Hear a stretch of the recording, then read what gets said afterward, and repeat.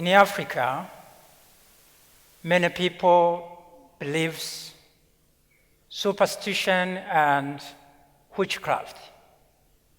Not only that, in Africa as well, we have the large number of people with albinism than the rest of the world. If you are born in Africa or in Tanzania with albinism, you are thought to be evil. Traditional healers and witchcraft, they are spreading information that the body parts of people with albinism can make someone to be rich. So I have lost so many brothers and sisters along to this side. Allow me to explain to you my story. As a young child, when I recognized that I was different than anyone else in my village, I ran towards to the group of children who were black. And then suddenly they ran to me. I asked myself, I tried to ask myself, who am I? Which problem do I have? Why are they running? And then that day, I thought much. The following day, I went to the street. Then, here again, the same subject. I found children were making noises. They were mocking at me. They were laughing at me. This time, I decided to ask help from the elders that if they can tell these children to stop mocking at me, laughing at me, because they were calling me ghost, they were calling me white ghost, all names which are not related to the human beings. Wonderful.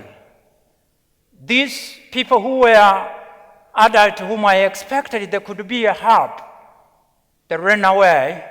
They didn't want to be closer with me by thinking that if I touch them, if I will be close with them, there could be contaminated albinism.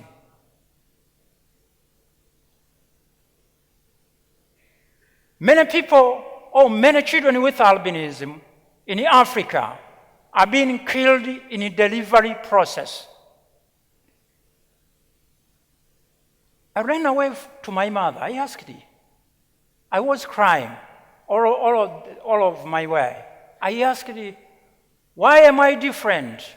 Why others are they laughing at me? Why others also are they throwing stones to me? Why others do not want to hear about me? Why if I go to the sun I get burned? I told my mom that I hate myself. I hate every cell of my body. I hate others because they hated me. Then my mother, she told me, calm down.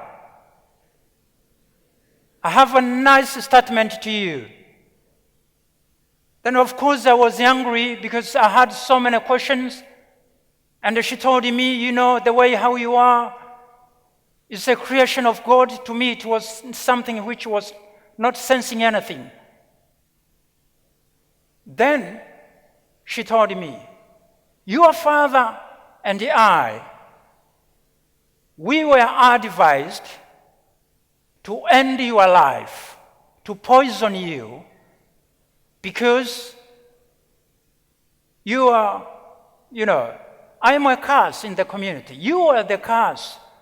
We were told to kill you, but brave, my mom or my mother, she refused to act accordingly. And then When my mother was telling me this story, it's something created in my heart. I said, why do you want, why other children are still hurting me instead of loving? So my mother told me, you have to accept yourself first, then others they will fall. Then I said, what's words of this? Others are hating me, as well I have to hate them. But she was giving me advice. To me it was somehow a wrong way, but it was, that's why I'm in front of you today. I survived because of the protection from my mother, my defender, my foundation. I can imagine how many children are being killed because she was advised by midwife. Then I continued growing up.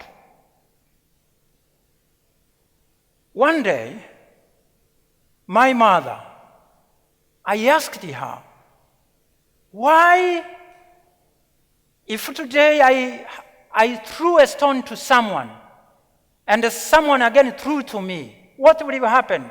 She told me, you have to love your enemy, because if you love, you will give him or her a chance to discuss, to know your ability, to know exactly who you are. Then when I was growing up, the time to go to the school comes.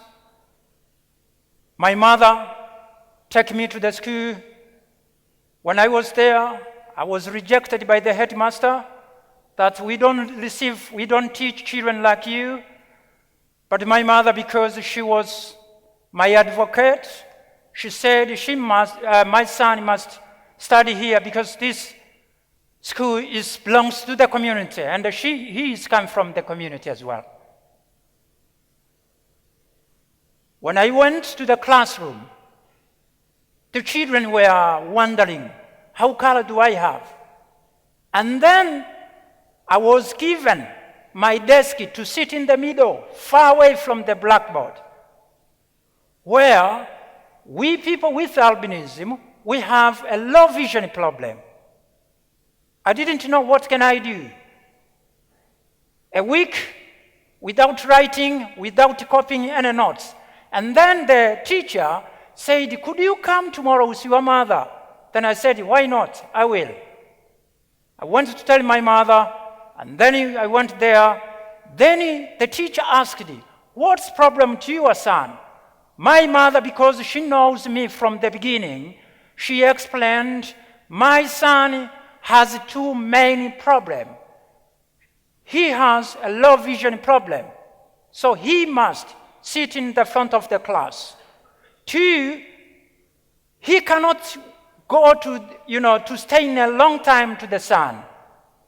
And then, from that day, the teachers started to, they sent me in front where I was able to do my stuffs. And at this time, I get courage, of course. I was the monitor in the classroom. I was the head prefect in the school. So this continued to give me courage. All my way to secondary, to university. When I completed my university, I was employed in 2007. Then I started to hear this violence of human rights, of people with albinism to be attacked, to be killed. Then I went to my boss. I'm sorry, would you give me a chance to quit the job? Then I could go to the community to tell them who we are, that we are human beings. There is nothing in our body parts can change someone or can make someone to become rich. Then my boss said, no, you're not allowed. Because I was working to the international organization called FIDA International. They said, no, we still love you. Then the last day I went with the purpose, with telling that I want to quit the job. Then lastly, they allowed me. My life continued. In 2008, I was attacked because I was talking nationally, internationally, going to the community. I was attacked in my room with 3 people. They broke the door. Yeah, of course, I thought it is the end of my life. Of course, the courage from my mother and the confidence which I have, it was somehow I was about to confront. I was confronting with them by using my mouth. I didn't have a gun to shoot them, but my mouth was really a strong weapon. I tried to go to the window where maybe I could jump out. The window was closed with a strong pillars. And these people, they were very close to me. They were having closed their faces. I thought, oh my goodness, I'm gone. Well, people heard about this voice, they came to help me. I'm talking to you in front of you today. It's because the courage and the love which I got from my mother. And then I was thinking, what can I do? I flew up to UN, to United Nations, to talk about the situation of people with albinism in Africa, as well in Tanzania, where I belong. Of course, again, my life continued to be in danger, but I was not afraid to face the challenges which I was seeing an opportunity for tomorrow. When I came from US to the United Nations, I decided to climb Mount Kilimanjaro, where I spent 8 days. As you know, my life, I have been climbing mountains, mountain of rejection, mountain of not accepted sometimes sorrows in my heart that this human suffering will continue until when? When I climbed Mount Kilimanjaro, I know when I was climbing, they see an albino climbing Mount Kilimanjaro. But because of the love of my mother, I remembered so many things. I told the world, if I will make it, you will see a person. That's why I'm in front of you today. Then that was not enough. I thought to establish a foundation in order to help. This foundation called Josephat Foundation. The aim is to help, to uplift the voice of voiceless, to make sure children with albinism have to get quality education, which will be a tool of change to the stigma, to the discrimination, to the isolation. Today I'm speaking to you is because I was empowered with my family. My mom told me before she left in this world, I have to study hard. That is the key which will make people with albinism to be free in this world.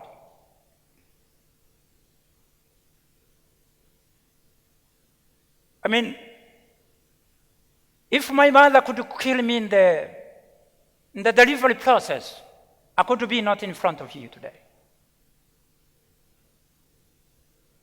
It's my cry to African country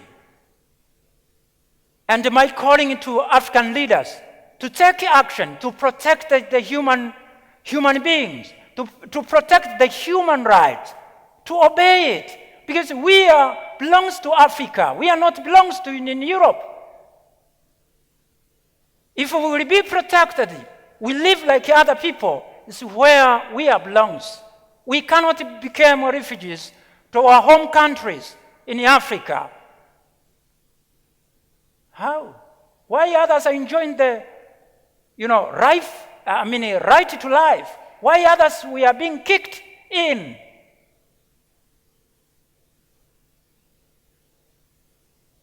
My last word. to the African leaders is to take action to stop the violence of human beings.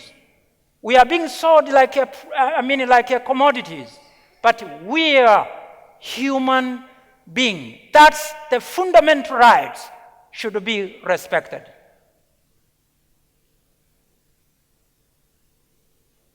Today, it's my calling, the world, to stand up for those who are in forgotten groups. Children are being packed to the school. They don't have, thousands of children with albinism in Africa, even in Tanzania. They are being packed in the schools. There is no parental care. There is no love which I was getting from my mother today. Thank you.